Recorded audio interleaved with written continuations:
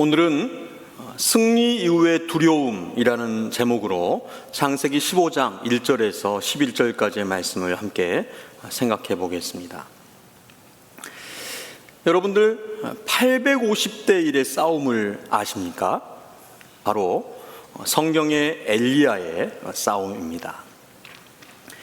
열왕기상 18장에 하나님의 선지자 엘리야가 이방신 바알의 선지자 450명과 아세라의 선지자 400명, 총 850명과의 대결을 벌입니다.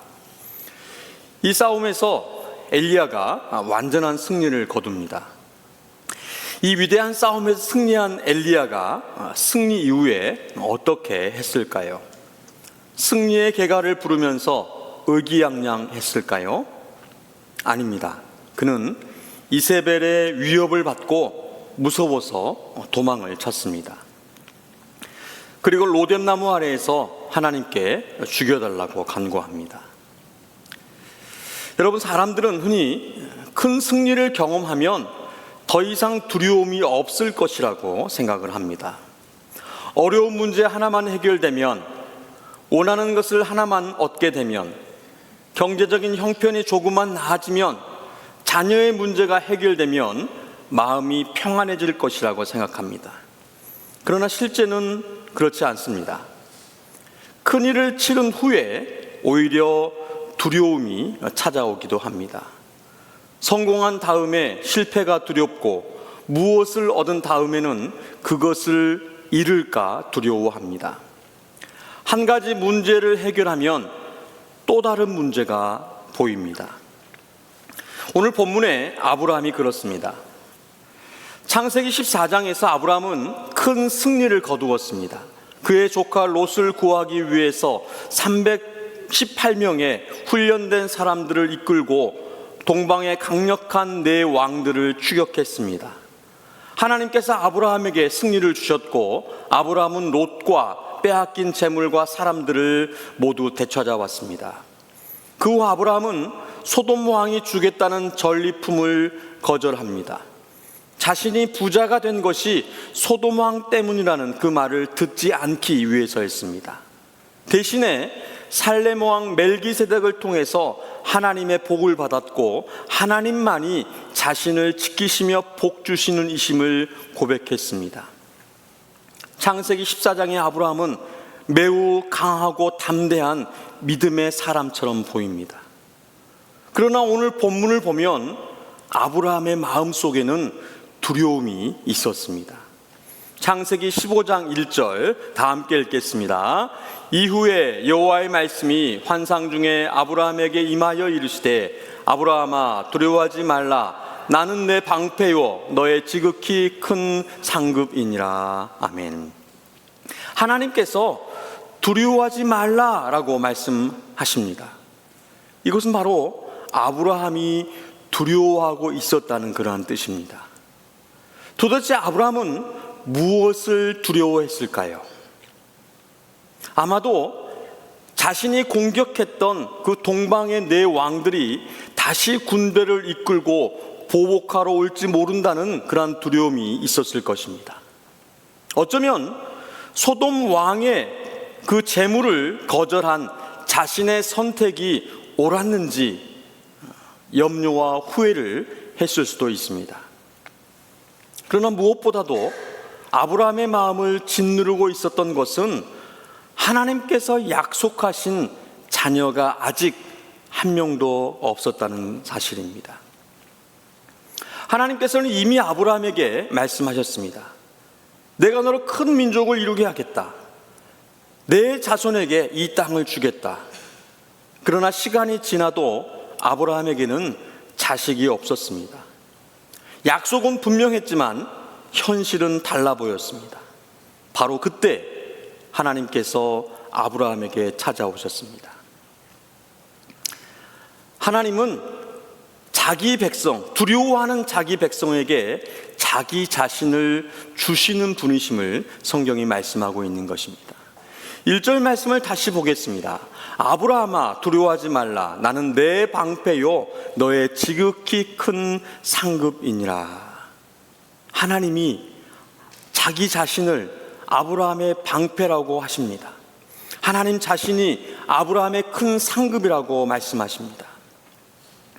하나님이 아브라함의 방패가 되시겠다고 하는 것은 아브라함이 어떤 적을 만나든지 하나님께서 막아주시고 지켜주시겠다라는 것입니다. 여러분, 아브라함이 강해서 안전한 것이 아닙니다. 아브라함에게 318명의 용사가 있기 때문에 안전한 것이 아니었습니다. 주변 나라들과 좋은 관계를 맺어서 안전한 것이 아니었습니다. 하나님 자신이 아브라함의 방패이시기 때문에 아브라함은 안전했던 것입니다. 우리의 안전도 마찬가지입니다. 우리의 환경이 안정되었기 때문에 안전이 보장된 것이 아닙니다. 건강이 좋고 통장에 잔고가 충분하기 때문에, 자녀가 잘 되고 직장이 안정되어 있기 때문에 평안한 것이 아닙니다. 하나님께서 우리를 붙들고 계시기 때문에 안전한 것입니다.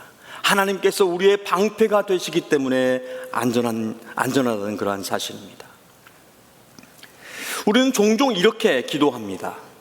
하나님, 이 문제를 해결해 주세요. 하나님, 이 사람을 좀 바꿔주세요. 하나님, 경제적인 형편을 좀 나아지게 해주세요. 제 병을 좀 고쳐주세요. 물론 우리는 이런 것들을 구할 수도 있고 구해야 합니다. 하지만 하나님께서 주시는 가장 큰 응답은 하나님 자신이라는 것입니다. 내가 너와 함께 하겠다. 내가 너를 지켜주겠다. 내가 너의 방패가 되겠다. 이것이 바로 우리에게 가장 큰 위로가 되고 힘이 되고 도움이 되는 것입니다. 또한 하나님은 나는 너의 지극히 큰 상급이다, 이렇게 말씀하십니다. 아브라함은 소돔 왕이 주겠다는 그 재물을 거절했습니다. 당연히 아브라함에게 돌아가야 할 그러한 전리품들을 아브라함은 거절했습니다. 인간적으로 보면 큰 손해를 본 것처럼 보일 수 있습니다. 그러나 하나님께서는 아브라함에게, 아브라함아, 내가 바로 너의 큰 상급이다, 이렇게 말씀하신 것입니다. 여기서 우리는 우리의 신앙을 깊이 성찰해 보아야 합니다. 나는 과연 하나님을 원하는 것인지, 아니면 하나님이 주시는 것을 원하는지를 정직하게 내 자신에게 물어봐야 합니다. 우리는 하나님께 건강과 성공과 평안, 자녀의 복을 구합니다. 그러나 정작 하나님을 원하지는 않을 수 있습니다. 하나님이 주시는 것에는 관심이 있지만 하나님을 사랑하지 않을 수 있다는 사실입니다. 여러분, 참된 신앙은, 진짜 믿음은 하나님을 찾는 것입니다. 하나님을 원하는 것입니다. 하나님을 가장 큰 상급으로 여기는 것입니다. 우리 교회가 속한 우리 교단의 신앙의 표지가 되는 웨스트민스터 신앙고백서 소요리 문답 제1문은 사람의 제일 되는 목적이 하나님을 영화롭게 하고 영원토록 그를 즐거워하는 것이다 라고 가르칩니다. 하나님은 단지 우리의 필요를 채우는 수단이 아닙니다. 하나님이 주시는 것을 즐거워하는 것이 아니라 하나님이 우리의 복이며 우리의 상급이라는 것입니다. 우리의 믿음과 신앙의 이유와 목적이 바로 하나님이십니다. 여러분, 믿음의 사람도 질문할 수 있습니다. 우리는 믿음이 묻지도 따지지도 않는 것이라고 생각하기 쉽습니다. 오늘 본문 2절 말씀을 보면 하나님의 약속의 말씀을 들은 아브라함이 이렇게 대답합니다. 2절 말씀 다 함께 읽겠습니다. 아브라함이 이르되 주 여호와여 무엇을 내게 주시려 하나이까? 나는 자식이 없사오니 나의 상속자는 이 다메섹 사람 엘리에셀이니이다. 엘리에셀은 아브라함의 종입니다. 신실한 집사였습니다. 아브라함은 하나님의 말씀을 듣고 자신의 현실을 솔직하게 하나님께 말씀드립니다. 하나님, 무엇을 주신다고 하셔도 저에게는 우선 자식이 없습니다. 하나님이 약속하신 별과 같은 큰 민족, 그것을 이루려면 한 명이라도 있어야 되는데 저에게는 지금 자식이 없습니다. 여러분, 이것은 아브라함의 단순한 불평이 아닙니다. 진실하고 정직하게 하나님께 나아가는 믿음이라는 것입니다. 아브라함은 하나님의 약속을 잊지 않았습니다. 포기하지 않았습니다. 하나님의 약속을 믿었습니다. 그래서 하나님이 그 약속을 어떻게 이루실지를 묻고 있는 것입니다. 믿음은 아무 질문도 하지 않고 무작정 순종하는 것을 뜻하지 않습니다. 믿음은 아무 질문도 하지 않고 순종하는 것이 아니라 믿음의 사람도 고통스러울 수 있기에, 이해할 수 없는 현실에 맞닥뜨릴 수 있기에 우리는 하나님께 물을 수 있는 것입니다. 중요한 것은 질문을 누구에게 가지고 가느냐는 것입니다. 불신앙은 하나님께로부터 멀어집니다. 하나님에게서 도망을 갑니다. 하지만 믿음은 이해되지 않아도 하나님께 나아가는 것입니다. 아브라함은 자신의 마음을 진실하고 정직하게 하나님 앞에 쏟아 놓았습니다. 우리도 이렇게 해야 합니다. 하나님, 하나님의 말씀 믿지만 현실이 너무 어렵습니다. 하나님이 선하신 줄을 알지만 왜 이런 일이 일어난지 모르겠습니다. 하나님의 약속을 믿지만 기다리는 것이 너무 힘듭니다. 우리 하나님은 이런 질문, 이런 하소연, 이런 기도를 외면하지 않으신다는 그런 사실입니다. 오히려 아버지가 자식을 긍휼히 여기시는 것처럼 하나님께서는 우리의 그 신음에, 우리의 기도에 귀를 기울이십니다. 시편 103편 13절 말씀에 아버지가 자식을 긍휼히 여김같이 여호와께서는 자기를 경외하는 자를 긍휼히 여기시나니. 베드로전서 3장 12절 말씀에 주의 눈은 의인을 향하시고 그의 귀는 의인의 간구에 기울이시되 주의 얼굴은 악행하는 자들을 대하시느니라 하였느니라. 예레미야 34장 3절 말씀에 너는 내게 부르짖으라 내가 내게 응답하겠고 내가 알지 못하는 크고 비밀한 일을 내게 보이리라. 이렇게 말씀합니다. 우리의 아버지 되시는 하나님은 하나님을 경외하는 믿음의 기도와 간구에 외면하시거나 꾸짖지 않으십니다. 그리고 반드시 응답하십니다. 믿음의 사람은 하나님께 묻습니다. 하나님이 내 아버지 되심을 믿고 기도로 그 관계를 증명하는 것입니다. 여러분, 인생에 질문이 있으십니까? 이해하지 못할 문제 앞에 서 계십니까? 하나님께 물으십시오. 하나님께 간구하십시오. 하나님께 기도하십시오. 기도로 하나님께 나아가시기를 축복합니다. 오늘 본문에는 성경이 말씀하는 이신칭의 교리가 정확하게 기록되어져 있습니다. 6절 말씀입니다. 다 함께 읽겠습니다. 아브라함이 여호와를 믿으니 여호와께서 이를 그의 의로 여기시고.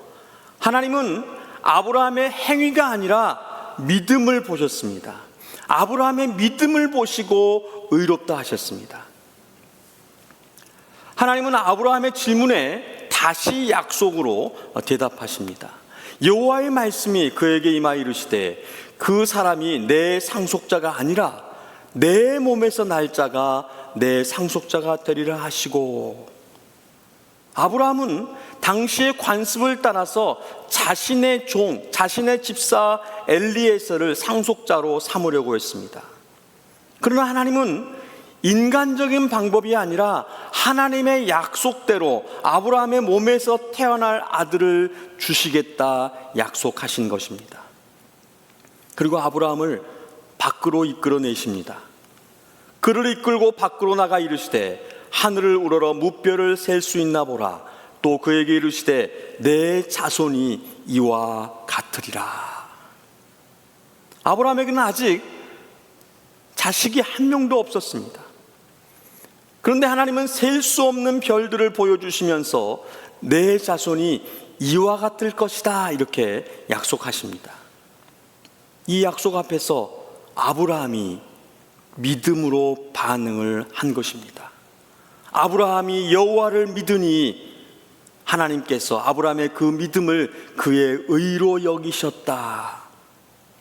이 말씀은 성경 전체에서 아주 중요한 구절입니다. 그래서 사도 바울은 로마서 4장과 갈라디아 3장에서 이 말씀을 인용하여서 이신칭의 교리를 설명합니다. 믿음으로 의로움을 받는 것이다. 믿음으로 구원을 받는 것이다. 아브라함은 하나님의 약속을 믿었습니다. 아브라함이 자신의 가능성, 자신을 믿은 것이 아니라, 자신의 능력을 믿은 것이 아니라 자신이 충분히 선하고 충성스러운 사람이라는 것을 믿은 것이 아니라 아브라함은 하나님의 약속을 믿었던 것입니다. 지금 아브라함의 상황은 약속이 이루어질 만한 증거가 없습니다. 어떠한 징조도 보이지 않습니다. 아브라함은 나이가 많았고 그의 아내 사레 역시 나이가 많았습니다. 인간적으로는 불가능해 보였습니다. 그럼에도 불구하고 아브라함은 하나님께서 거짓말하지 않으시며 말씀하신 것을 반드시 이루시는 분을 아브라함이 믿었다는 그러한 사실입니다. 여러분, 믿음은 눈에 보이는 가능성을 긍정적으로 생각하는 것, 소위 말하는 긍정의 힘이 아닙니다. 믿음은 우리 안에 있는 힘을 끌어내는 것도 아닙니다. 믿음은 신실하신 하나님과 그분의 약속을 의지하는 것입니다. 하나님께서는 이런 아브라함의 믿음을 의로 여기셨습니다. 오늘 본문은 아브라함이 의로운 행동을 했기 때문에 하나님께서 그를 의인으로 인정하셨다라고 말하지 않습니다. 아브라함이 여호와를 믿으니 여호와께서 이를 그의 의로 여기시다라고 말씀하고 있습니다. 여기서 여기시다, 여기다는 말은 인정하다는 뜻입니다. 아브라함에게 본래 완전한 의가 있었던 것이 아닙니다. 아브라함은 이미 애굽에서 두려움 때문에 자신의 아내를 누이라고 속였고 이후에도 실수하고 넘어졌습니다. 그런데 하나님은 아브라함의 그 믿음을 의롭다고 인정하셨던 것입니다. 이것이 바로 칭의입니다. 칭의는 하나님께서 죄인을 죄가 전혀 없는 사람으로 바꾸어 놓으셨다라는 말이 아닙니다. 칭의는 법적인 선언으로 거룩한 재판장이신 하나님께서 믿는 죄인에게 너는 내 앞에서 의롭다라고 선언하시는 것입니다. 그렇다면 하나님께서 죄를 눈감아 주시는 것인가? 하나님의 공의가 무시되어진 것인가? 아닙니다. 하나님께서 죄인을 의롭다 하시는 유일한 근거는 바로 예수 그리스도 때문입니다. 아브라함이 바라본 약속의 궁극적인 성취는 바로 예수 그리스도라는 사실입니다. 갈라디아서 3장 16절에서 바울은 아브라함에게 주어진 자손의 그 약속이 궁극적으로 그리스도를 가리킨다고 설명합니다. 갈라디아서 3장 16절 말씀 다 함께 읽겠습니다. 이 약속들은 아브라함과 그 자손에게 말씀하신 것인데 여럿을 가리켜 그 자손들이라 하지 아니하시고 오직 한 사람을 가리켜 내 자손이라 하셨으니 곧 그리스도라. 아멘. 아브라함에게 약속된 자손은 먼저 이삭을 통해서 이어집니다. 하지만 하나님의 약속은 이삭 한 사람으로 끝나지 않았습니다. 이삭과 야곱과 야곱을 통한 이스라엘을 통해서 마침내 예수 그리스도께서 오신 것입니다. 예수님이 바로 아브라함의 참된 자손이라는 뜻입니다. 예수님은 우리가 행하지 못한 완전한 순종을 행하셨습니다. 하나님의 율법을 온전히 지키셨습니다. 그리고 십자가에서 우리의 죄값을 대신 담당하셨습니다. 우리가 의롭다함을 받은 것은 우리의 믿음이 훌륭한 공로이기 때문이 아닙니다. 바로 예수 그리스도의 의를 우리가 입었다는 그러한 사실입니다. 믿음은 그리스도를 붙드는 빈손입니다. 우리에게는 아무런 공로가 없습니다. 그래서 칼빈은 믿음을 그리스도를 받아들이는 도구로 설명했습니다. 구원의 공로는 믿음에 있지 않고 믿음을 붙드는 그리스도에게 있다는 그런 사실입니다. 그리스도를 믿는 믿음, 우리가 붙드는 그 그리스도께서 우리를 의롭게 하시고 구원하신다는 그러한 사실입니다. 자녀에게 용돈을 줍니다. 그런데 그 용돈을 받은 자녀는 그 돈을 내 돈이라고 이야기를 합니다. 부모님의 친구들, 지인들이 자녀에게 또 돈을 줍니다. 그 돈도 내 돈이라고 합니다. 자녀가 한 것이 무엇입니까? 자기들이 일을 했습니까? 부모님의 그 친구, 지인들과 잘 압니까? 아닙니다. 모두 부모님 때문에 얻은 돈입니다. 우리는 아무것도 한 것이 없습니다. 그런데 구원을 받았습니다. 아버지의 사랑 때문입니다. 하늘 아버지께서 날 사랑하셔서 그냥 구원을 주셨습니다. 아들 예수 그리스도를 통해서 우리는 받았습니다. 오직 은혜로, 오직 믿음으로, 오직 그리스도 때문에 의롭다 하심을 받았다는 것입니다. 예수님 때문에 구원받은 것을 믿으시기를 축복합니다. 우리의 구원자 되신 예수 그리스도를 믿는 믿음으로 구원과 영생을 누리시는 여러분 되시기를 축복합니다. 그렇다면 믿음으로 구원을 받았기 때문에 거룩하게 살지 않아도 되는가? 구원받았기 때문에 이제는 착하게 살지 않아도 되는가? 성도는 계속해서 죄를 회개하며 살아야 합니다. 계속해서 거룩함을 추구하며 살아야 합니다. 우리의 순종은 의롭다 하심을 받기 위한 조건이 아닙니다.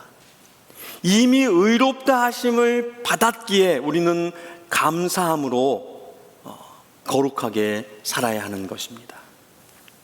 이것을 성화라고 합니다. 여러분들, 칭의와 성화를 혼돈해서는 안 됩니다. 칭의는 하나님께서 우리를 의롭다고 선언하시는 것입니다. 그리고 성화는 성령께서 우리를 실제로 거룩하게 변화시키시는 것입니다. 칭의는 단번에 완성되지만 성화는 평생에 걸쳐서 진행되어지는 것입니다. 우리가 순종했기 때문에 하나님의 자녀가 된 것이 아니라 하나님의 자녀가 되었기 때문에 우리가 순종하는 것입니다. 의롭다 인정받은 아브라함은 지금 성화의 과정 가운데 있습니다. 믿음으로 하나님의 자녀가 되었기 때문에 순종하려고 힘쓰는 것입니다. 하지만 아브라함은 여전히 연약하고 무지합니다. 7절에서 하나님은 아브라함에게 또 다른 약속을 주십니다. 7절 말씀 다 함께 읽겠습니다. 또 그에게 이르시되 나는 이 땅을 내게 주어 소유를 삼게 하려고 너를 갈대아인의 우르에서 이끌어낸 여호와니라. 하나님은 아브라함에게 자신이 누구인지를 다시 한번 알려주십니다. 내가 너를 우르에서 이끌어낸 하나님이다.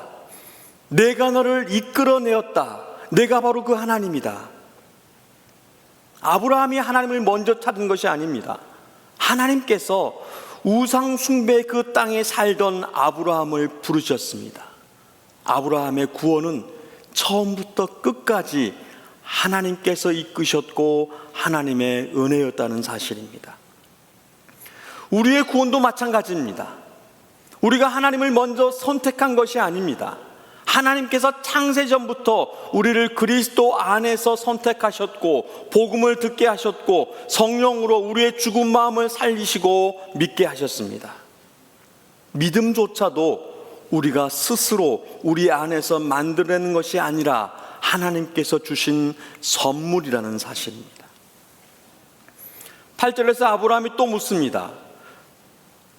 주 여호와여, 내가 이 땅을 소유로 받은 것을 무엇으로 알리까? 아브라함이 표징을 구합니다. 증거를 달라고 합니다. 하나님은 이런 아브라함의 그 연약함을 아시고 언약의 징표를 아브라함에게 주십니다. 하나님은 아브라함에게 3년 된 암염소와 순양, 산비둘기와 집비둘기 새끼를 가져오라고 하십니다. 아브라함은 새를 제외한 모든 짐승들을 반으로 쪼개어서 서로 마주보게 놓습니다. 아마도 새는 작아서 쪼개지 않았던 것 같습니다. 고대 사회에서 언약을 맺을 때, 약속할 때에 당사자들이 쪼갠 짐승 사이를 지나갔습니다. 이 의미는 아주 엄중합니다.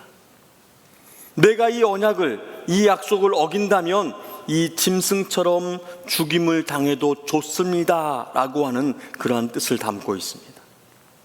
이 의식은 단순한 종교적인 예식이 아니고 생명을 건 맹세였습니다.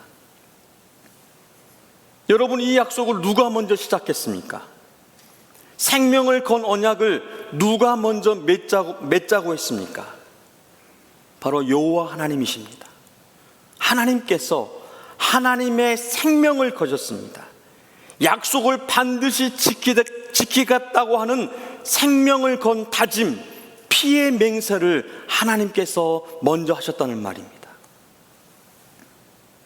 여러분, 아담 이후에 지금까지 누가 언약을 깨뜨렸습니까? 지금도 하나님의 말씀, 하나님의 약속을 누가 거역합니까? 바로 인간입니다. 바로 우리입니다. 그렇다면 그 저주와 그 죽음이 누구에게 임해야 합니까? 바로 우리에게 임해야 합니다. 그런데 예수 그리스도께서 우리를 대신하여 그 저주를 받으셨습니다. 이것을 갈라디아서 3장 13절은 이렇게 말씀합니다. 그리스도께서 우리를 위하여 저주를 받은 바 되사 율법의 저주에서 우리를 속량하셨으니, 십자가에서, 그 십자가는 언약의 저주가 집행된 자리였습니다. 예수님의 몸이 찢기었습니다. 예수님의 피가 흘렀습니다. 예수님께서 버림받으셨습니다. 예수님께서 우리가 받아야 할 심판을 대신 받으셨습니다. 하나님께서 언약을 깨뜨린 우리를 구원하시기 위해서, 그 언약을 지키시기 위해서 그리스도께서 우리의 형벌을 담당하게 하셨다는 사실입니다. 그래서 십자가는 하나님의 공의와 사랑을 모두 담고 있습니다. 죽음과 생명을 동시에 나타내고 있는 것이 바로 십자가인 것입니다. 하나님께서는 죄를 심판하셨습니다. 동시에 죄인을 구원하셨습니다. 우리는 우리 스스로를 의롭게 해서 하나님께 나아가는 것이 아닙니다. 그리스도께서 이루신 의를 입고 하나님께 나아가는 것입니다. 이것이 바로 하나님의 사랑이고 예수 그리스도의 은혜입니다. 이런 은혜와 사랑을 믿으시고 받으시는 여러분 되시기를 축복합니다. 십자가는 은혜이고 사랑입니다.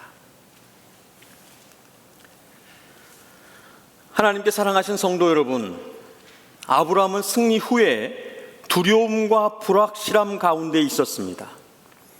하나님의 약속은 분명했지만 현실은 약속과 멀어 보였습니다. 그런 아브라함에게 하나님이 찾아오셨습니다. 그리고 두려워하지 말라 이렇게 말씀하십니다. 그리고 아브라함을 밖으로 이끌어내어서 별을 보여주시면서 내 자손이 이와 같으리라 이렇게 약속하셨습니다. 아브라함은 이런 하나님을 믿었습니다. 그리고 하나님은 이 믿음을 의로 여기셨습니다. 오늘 우리도 같은 약속, 같은 말씀, 같은 복음 앞에 서 있습니다. 우리는 우리의 행위로 의롭다함을 받을 수 없습니다. 아무리 노력해도 하나님의 완전한 기준에 이룰 수 없다는 사실입니다. 그러나 예수 그리스도께서 우리를 대신하여 완전한 의를 이루셨고 십자가에서 우리의 모든 죄값을 담당하셨기에 우리는 내 의를 내려놓고 그리스도의 의를 입어야 합니다. 그리스도를 믿어야 하는 것입니다. 내 공로를 의지하지 말고, 내 열심을 의지하지 말고, 내 과거의 선행을 의지하지 말고, 우리가 흘렸던 눈물과 결심조차도 의지하지 말고 오직 예수 그리스도만을 바라보고 의지해야 합니다. 우리는 그래서 날마다 십자가로 돌아가야 합니다. 복음으로 돌아가야 합니다. 실패했을 때에도 그리스도를 바라보고 두려울 때에도 하나님이 우리의 방패가 되심을 기억해야 합니다. 무언가를 잃었을 때에 하나님이 가장 큰 상급이심을 믿어야 합니다. 응답이 없을 때 약속을 반드시 지키시는 하나님을 신뢰해야 합니다. 죄를 범했을 때에 숨지 말고 십자가 앞으로 나아가야 하는 것입니다. 그리고 다른 사람을 대할 때에 내가 받은 은혜를 기억하시기 바랍니다. 우리는 우리의 믿음이 강하기 때문에 구원받은 것이 아닙니다. 우리가 믿는 그리스도께서 강하시기 때문에 구원받은 것입니다. 우리의 손은 떨릴 수 있지만 그 손으로 붙잡는 그리스도는 결코 흔들리지 않는다는 사실입니다. 신실하신, 견고하신 우리 주 예수 그리스도를 믿고 끝까지 붙잡고 승리하셔서 구원받으시는, 하나님 나라를 유업으로 받으시는 여러분 되시기를 주님의 이름으로 축원드립니다.